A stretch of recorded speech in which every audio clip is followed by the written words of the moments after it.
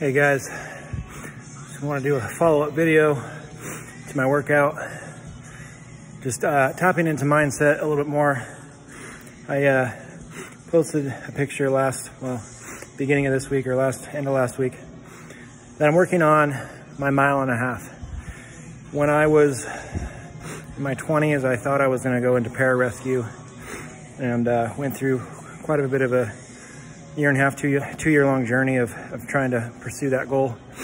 And one of the PT tests for that was that you had to be able to do 1.5 miles in under 10 minutes and 30 seconds. So throughout my life, I've kind of kept that as a standard. Started on that goal a couple of weeks ago, was at about 12 minutes for that. I've gradually been able to cut off quite a bit of time each time I've tried it. I think tonight was my 4th attempt. In 2 weeks, I've gone from over 12 minutes down to 9 minutes, 57 seconds. For those of you that don't run, that's about a 6.5 minute mile.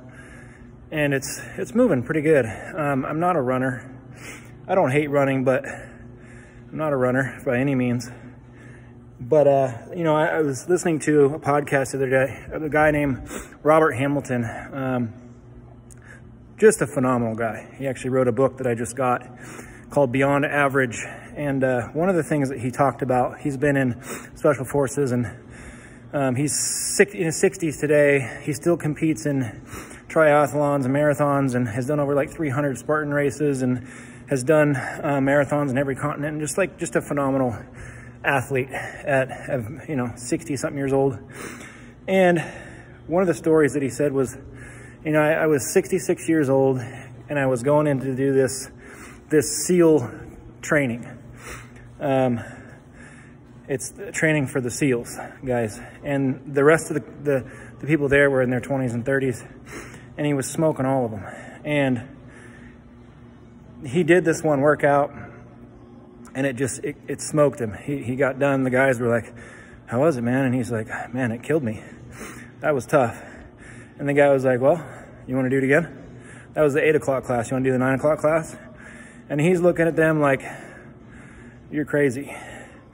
But because of who he is, and he just had to be true to his nature, he did it again. And the training that almost killed him, he did it a second time right after. And so that just inspired me. I was like, you know what? I'm going to do my 1.5 miles. I did my fastest time I've ever done at 9:57.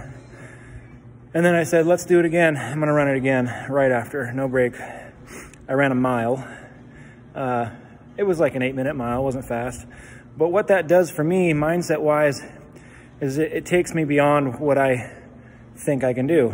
At the first 1.5 miles, my heart hurts, my lungs hurt, my legs are tired, I'm tired, but the first thing to go is my mind, and it says, "You hurt, stop now." And if you can just push through that and just block that out, a lot of breathing control, into the nose, out through the mouth, you can do 10 more seconds and 10 more steps. And then you can do 10 more seconds and 10 more steps. And then you can do 10 more seconds and 10 more steps. And I did that for another whole mile. And that's just gonna make my 10:30 or my 1.5 miles that much easier next time. So anyway, I just love this idea of the power of the mind and pushing yourself to extremes beyond average.